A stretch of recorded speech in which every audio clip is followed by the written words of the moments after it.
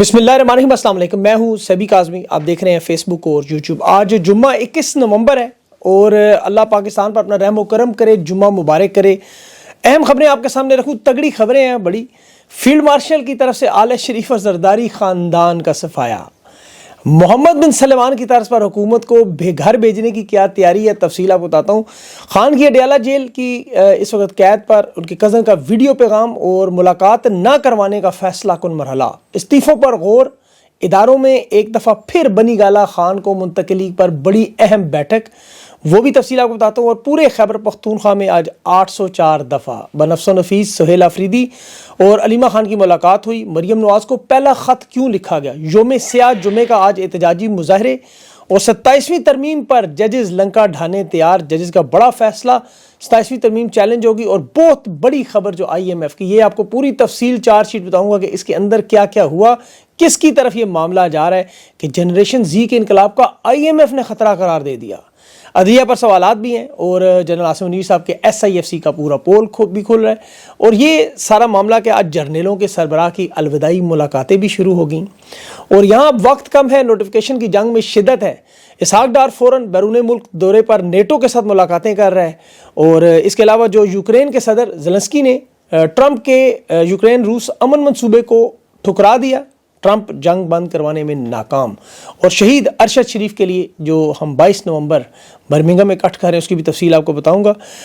लेकिन सबसे पहले अब जुमे का दिन है और जुमे को जुमे स्याह मनाया जा रहा है। ऐसे दस्तूर को, सुबह बेनूर को नहीं मानना, अमरीत मुर्दाबाद, जमहूरियत जिंदाबाद, सियासी कैदियों की रिहाई, ये सब कुछ तो चल रहा है। लेकिन जो असल गेम शुरू होने जाने रही है, मैं तो कहूँगा आप लोग उठा लें पॉपकॉर्न के डब्बे और पकड़ लें पेप्सी या चाय का कप, क्योंकि जो खबरें आपको बताई जाती है ना, फील्ड मार्शल ने ताकत के बाद निज़ाम को लपेटना है। आले शरीफ और जरदारी की ये जो 27वीं तरमीम में सियासी कबर खोदने का, वो सारे सबूत और शवाहिद इकट्ठे हो गए। मॉडल है जी मोहम्मद बिन सलमान का कि आर्मी चीफ इस मुल्क में नाफज करने जा रहे हैं जो 2017 में सऊदी अरब में मोहम्मद बिन सलमान ने किया। तमाम ताकतवर लोगों को, शहजादे, वजीर, अरबपति, बिजनेसमैन, साबिक जर्नल, सबको रिट्स कार्ल्टन होटल में हिरासत में लिया, VIP जेल बनाई, करप्शन, मनी लॉन्ड्रिंग और लूटी हुई दौलत उनसे निकलवाई। सऊदी अरब के तमाम ताकतवर ख़ानदानों को कंट्रोल में किया कि पैसे वापस करो या जेल जाओ। और फिर अरबों डॉलर्स के असासे, ज़मीनें, कंपनियां, कैश, सोने के ज़ख़ीरे सब लिया। 100 अरब डॉलर से ज़्यादा दौलत रियासत को वापस आई। अब ये मॉडल आर्मी चीफ नाफिज करने जा रहे हैं, फील्ड मार्शल साहब, सॉरी। और इसमें बाकायदा पाकिस्तान की तारीख का इन्होंने सबसे बड़ा ऑडिट करवा दिया है। इन्हें असल में एहसास हुआ कि खान का मुकाबला करना है, उस मईशत को 6.2 GDP पर लेके जाना है, 20 अरब डॉलर की 2 साल की करप्शन को रोकना है। तो इस सियासी निज़ाम को, ब्यूरोक्रेटिक लूट मार को किस तरह ठोकना है? शहबाज शरीफ, नवाज शरीफ की हुकूमत को सबसे पहले उनकी कुर्बानी चढ़ानी है। इन्होंने अपने पैगाम रसाओं से पैगाम भिजवा दिए कि अब हमें सियासी केयर टेकिंग करनी है। यानी एक तो खैबर पख्तूनख्वा की हुकूमत के बारे में कैजुअल्टी करनी है, यानी शहबाज शरीफ हुकूमत और आसिफ जरदारी के अलावा तमाम सियासी जमातों को। और उसमें देखें नवाज शरीफ साहब का एंटी इस्टेब्लिशमेंट बयानिया भी इन्होंने उठाना है। और जो दूसरी तरफ खैबर पख्तूनख्वा की हुकूमत गिराने के लिए काम, उसमें भी आज जो वारदात होगी मैं आपको सामने रखूँगा। लेकिन मामला मुझे लग रहा है मेरे अजीज़ हम वतनों की तरफ, सदारत की तरफ लाजमी जाएगा और आप लोग एंजॉय करेंगे, क्योंकि तहरीक इंसाफ तो पहले से ही पिस रही है।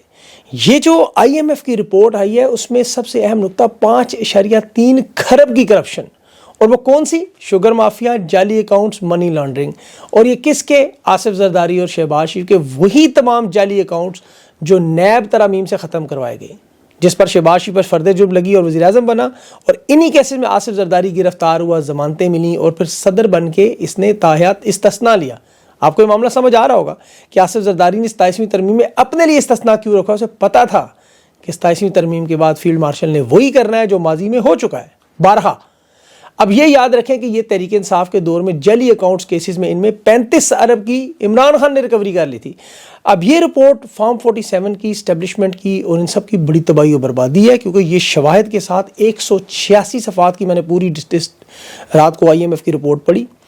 और इसमें हुकूमत पाकिस्तान की ईंट से ईंट किस तरह उन्होंने मुल्क की बजाई, वो आ गई सामने। ये 27वीं तरमीम में देखिए फील्ड मार्शल ने अपनी तायात नौकरी पक्की क्यों की, इस्तिस्ना क्यों लिया। और 28वीं तरमीम में ये बाकायदा सदर या इस तरह के इख्तियारात क्यों लेना चाहते हैं?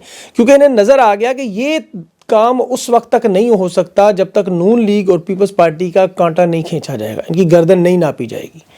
انہوں نے خود IMF سے درخواست کی کہ ہمیں بتائیں کہ پاکستان میں کس لیول پر کرپشن ہے، کون کون شامل ہے، اداروں کی پرفارمنس کیا ہے، کارکردگی کیا ہے، اور یہ بڑی گیم کھیلی گئی ہے۔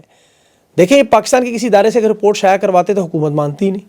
اس کی سب سے بڑی مثال آپ کو یاد ہوگا، پنجاب حکومت کی 10 کھرب کی آڈیٹر جنرل کی رپورٹ آئی، 10 کھرب کی، اسے تسلیم نہیں کیا گیا بلکہ آڈیٹر جنرل کو عہدے سے ہٹا دیا۔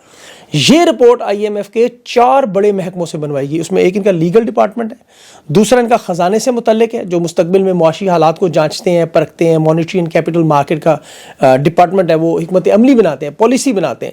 انہوں نے تمام ہیڈز کو اکٹھا کر کے 186 صفحات پر پاکستان کی 2 سال کی سب سے خطرناک اور کرپٹ حکومت کی، جس نے پاکستان کو 5.3 کھرب کا نقصان دیا اور اسے کرپٹ ترین ریاست قرار دیا، کہ انہوں نے کس طرح ٹیکس سے فائدے اٹھائے، بجٹ سے اٹھائے، توانائی کے منصوبوں سے اٹھائے، تجارت سے، مارکیٹ سے، منی لانڈرنگ سے، سرمایہ کاری سے، خارجہ پر، ہر لحاظ سے انہوں نے پاکستان کو نچوڑ کے رکھ دیا۔ اور انہوں نے صاف صاف IMF نے کہا کہ یہ نظام نہیں ٹھیک ہوگا جب تک آپ کی عدالتیں آزاد نہیں ہوں گی، ادارے مضبوط نہیں ہوں گے، کرپشن ختم نہیں ہوگی، اور ٹیکس کا نظام، یعنی دوسرے ممالک میں سیاسی جو عدم استحکام نہیں ختم ہوگا، یہ سسٹمیٹک کرپشن کبھی ختم ہو ہی نہیں سکتی، کہ یہاں طاقتور لوگ بیٹھے ہوئے ہیں۔ اور یہ لوٹ مار 220 ارب مہینہ ہے، 220 ارب مہینہ پاکستانیوں سے لوٹا جا رہا ہے۔ ذرا سوچیں، اب محمد بن سلمان جو کریک ڈاؤن کیا، ساری کی ساری حکومت اٹھا لی، آل شریف، اب ان کے حواریوں کو آپ دیکھیں کس طرح اٹھایا جائے گا، لوٹی ہوئی دولت کے نام پہ۔ یہ ہر ڈکٹیٹر کی مکمل اقتدار کے بعد پہلا فارمولہ احتساب کے نعرے سے شروع ہوتا ہے۔ اب یہ اطلاع مل چکی ہے کہ آرمی چیف کی درخواست پر جو لسٹیں بنائی گئی، ثبوت بنائے گئے، اس میں دیکھیں نون لیگ اور پیپلز پارٹی کے وہ تمام لوگ شامل ہیں، اور یہی بات انہیں ہم سمجھاتے رہے کہ ہوگا۔ حکومت کی طرف سے اب جواب آرمی چیف پر کیا وار ہوا، ذرا وہ بھی سن لیں۔ انہوں نے کہا SIFC میں ساری واردات ہوئی ہے، SIFC میں ساری کرپشن ہوئی ہے۔ شہباز شریف کی حکومت نے براہ راست کہا SIFC، اور SIFC کس کا منصوبہ ہے؟ آرمی چیف کا۔ یہ آپ کو یاد ہوگا طاقت میں آنے سے پہلے سب سے پہلے انہوں نے کہا تھا جی میں اس میں $100 ارب لاؤں گا۔ 2023 میں SIFC بنایا گیا تھا کہ جی $100 ارب لانے، اس میں بجائے $100 ارب کے آنے کے 5.3 کھرب نکل گیا، جو ہے ہی نہیں ملک میں۔ حکومت کہہ رہی ہے شہباز شریف کی اور نواز زرداری کی کہ آپ ذمہ دار ہیں آرمی چیف کو، تو درمیان وہی معاملہ شروع ہوا جو ہر ڈکٹیٹر کا شروع ہوتا ہے، چوری کے مال پہ بٹوارا۔ اب انہوں نے اپنی طرف سے تمام اداروں کو کنٹرول کیا، انہیں لگا کہ اب نوکریاں پکی ہو چکی ہیں تو اب وہ کام کرنا ہے، ملک کو ٹھیک کرنا ہے۔ یہ ہمیشہ آپ کو پتہ ہے منجن ہوتا ہے، اب اس سیاسی نظام سے جان چھڑانی ہے، ٹیکنوکریٹس لائیں، جس کو مرضی لائیں، لیکن دیکھا جائے تو یہ واردات دونوں کی مل کے ہوئی ہے، بینیفیشری دونوں ہیں۔ میں آپ کو ایک چھوٹی سی مثال دیتا ہوں، آپ سمجھ جائیں گے۔ رشیا قمر کے جہاز کو دیکھیں، مریم نواز صاحبہ کے جہاز کو دیکھیں، ایئر فورس 1 کا جہاز، چھوٹی سے چھوٹی کروانی ہو سرجری، برازیل، جاپان، لندن، ہر وقت تیار۔ یہ شریف خاندان کی ٹیکسی، مطلب شریف خاندان کے لیے ٹیکسی کے طور پر استعمال ہوتا ہے جہاز۔ بیرون ملک دورے ہوں، نواز شریف، شہباز شریف، مریم نواز، انہوں نے اسے نائیوں کی کنگھی بنائی ہے۔ حجام کی دکان پہ آپ جائیں، ان کے بچے، نوکر، ملازمین استعمال کرتے ہیں۔ جیسے طیارہ کس کا ہے؟ پاک فوج کا، تو ذمہ دار دونوں ہوئے۔ اب پچھلے 2 سالوں میں جتنی مارا ماری ہوئی، یہ سب جانتے ہیں کہ اس وقت فیلڈ مارشل کے پاس ایبسولوٹ پاور آ چکی ہے، اقتدار آ چکا ہے، طاقت آ چکی ہے۔ یہ سب کچھ ہونے کے باوجود آج اقتدار میں اس طرح ذلیل اور خوار اور رسوا سارے ہو رہے ہیں۔ جب اقتدار سے نکلیں گے تو کیا حال ہوگا؟ یہ ہے وہ خوف جو اقتدار سے نکلنے نہیں دے رہا۔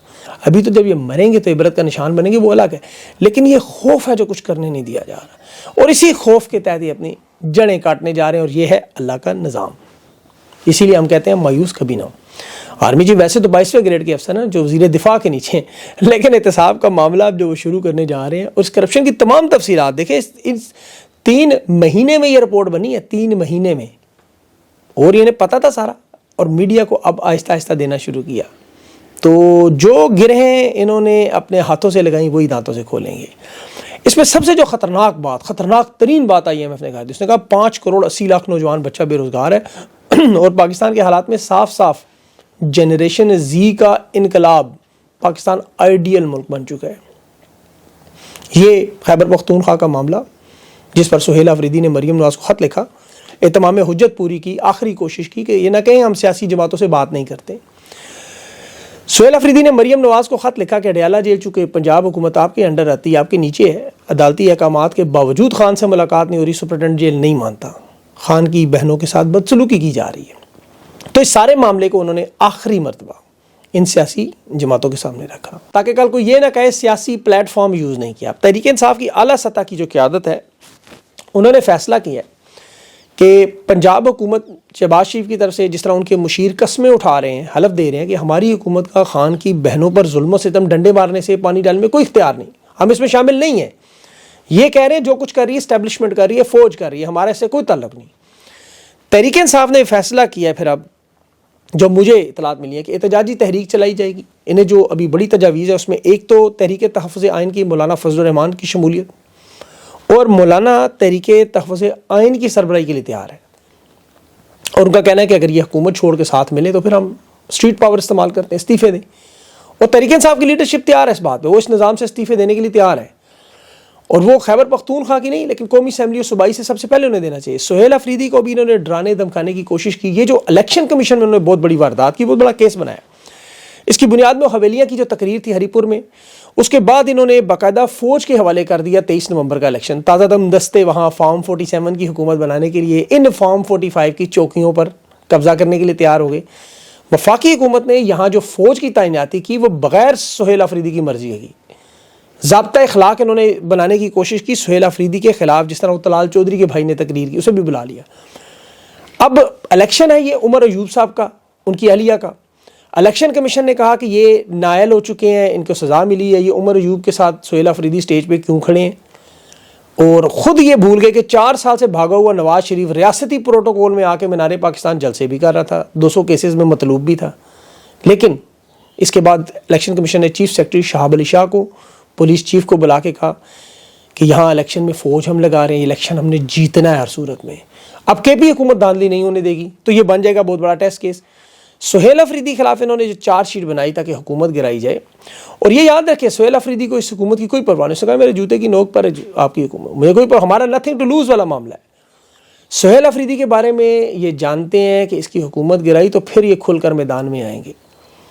اب واردات کیا ہے جی کہ الیکشن کمیشن میں پیش نہیں ہوئے. آج سہیل افریدی نے علی بخاری کو اپنی جگہ بھیجا. الیکشن کمیشن نے یہ دعویٰ کیا جی کہ 26ویں ترمیم کے بعد ہمارے پاس چونکہ اختیار ہے, اگر یہ پیش نہیں ہوتے تو پھر توہین الیکشن کمیشن کے الزام میں 3 سال کی سزا ہم دے دیں گے, 3 سال کی سزا دے کے نائل کر دیں گے. میرا ذاتی خیال ہے کہ یہ جرت نہیں کریں گے ابھی. بہرحال آج یا کل یہ فیصلہ 24-48 گھنٹوں میں فیصلہ آ جائے گا, پتہ چل جائے گا کس طرف جا رہے ہیں. تحریک انصاف اب یوم سیاہ سے معاملہ شروع کر رہی ہے. خیبر پختونخوا کو مکمل بند, اور یہاں ہری پور میں فوج کی تعیناتی کے بعد پھر ظاہر حالات کس طرف جائیں گے آپ سمجھتے ہیں. اور اسٹیبلشمنٹ کو یہ بات دیکھیں, جانتے ہیں, ساری دنیا جانتی ہے کہ پاکستان کی سب سے بڑی حقیقت ہے 25 کروڑ کی عوام کا مقبول لیڈر عمران خان ہے. عمران خان واحد بندہ ہے جو 25 کروڑ کی عوام کے حقوق کے لیے سخت ترین جیل بھی کاٹ رہا ہے, اور ملک و قوم کے لیے اپنی مال, جان, اولاد, خاندان سب کچھ قربان کیا ہوا. پاکستان کی عوام کی تو مجبوریاں ہیں, بڑی مجبوریاں. 2 وقت کی روٹی چاہیے, دہاڑی نہ لگائیں تو روٹی کیسے آئے. اداروں کے جو اندر لوگ بیٹھے ہیں ان کی اپنی مجبوریاں ہیں, ان کی نوکریاں نہ ہوئی تو ان کے بچے بھوکے مر جائیں گے. سرکاری افسران کو اپنی نوکریوں کی فکر ہے, اور ججز کو اپنی نوکریوں کی فکر ہے. بالکل اس طرح جیسے فیلڈ مارشل شہباز شریف, سب لوگوں کو سب کچھ نوکری کے لیے, استثناء کے لیے, تاحیات مراد کے لیے. یہ نوکریاں بس نہیں چھوڑنا چاہتے, پاؤ پاؤ گوشت ہے سارا. اب 27ویں ترمیم میں چاروں جج بابر ستار, سردار اعجاز اسحاق, سمن رفت, طارق جہانگیری کھڑے ہو گئے, ڈٹ گئے. انہوں نے چیلنج کر دی 27ویں ترمیم کو پہلی دفعہ, اور اس میں ساتھ ہی حکومت نے جسٹس طارق جہانگیری کی ڈگری کو ایک بار پھر اسلام آباد ہائی کورٹ میں 25 نومبر کو سماعت کے لیے مقرر کر دیا تاکہ کام سے روک لیں. ڈوگر اور اعظم خان بینچ مل کے کریں گے. لیکن تحریک انصاف کا جو اصل معاملہ دیکھیں, کارکنان اور وکلا, یوم سیاہ سے ان کی ایکٹیویٹی شروع ہوگی. آج نماز جمعہ کے بعد کالے جھنڈوں کے ساتھ نعرے ہوں گے کہ ایسے دستور کو, صبح بے نور کو ہم نہیں مانتے. اور یہ اثر زائل کرنے کے لیے جو بہت بڑی واردات, بنی گالہ کی آپشن دوبارہ, کہ ہم عمران خان کو, ان کی اہلیہ کو بنی گالہ منتقل کرنے کے لیے تیار ہیں. تلخیوں میں کمی لاتے ہیں, اور انہوں نے یہاں تک اب کر دیا آفر کہ عمران خان سے پہلے کہتے تھے درخواست لکھیں, اب کہہ رہے ہیں نہیں, حکومت اپنی طرف سے درخواست دے کے عمران خان کو بنی گالہ شفٹ کر دے گی, اہلیہ سمیت ٹمپریچر کم کرے گی. لیکن میرا نہیں خیال کہ یہ انہیں کامیاب ہونے دیں گے, کیونکہ جو کچھ ابھی ہو رہا ہے وہ آپ کے سامنے ہے. خیبر پختونخوا کی حکومت گرانے کی معاملے پر بھی یہ خوفزدہ ہیں صرف.